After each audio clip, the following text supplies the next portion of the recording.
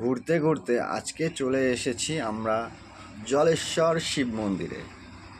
এই জলেশ্বর শিব মন্দিরে আসার পরে দেখলাম যে বাবার মন্দিরে কীর্তন হচ্ছে, আর শিব মন্দিরের নিচে যে মাঠ আছে মন্দির প্রাঙ্গণে, সেখানে খিচুড়ি প্রসাদ বিতরণ করা হচ্ছে। তো যথারীতি বাবার প্রসাদ বলে কথা, খিচুড়ি একটু খেয়ে নিলাম। নেওয়ার পরে মন্দিরটা ঘুরে ঘুরে দেখতে থাকলাম আর আপনাদের সঙ্গে শেয়ার করতে থাকলাম। তো যাই হোক,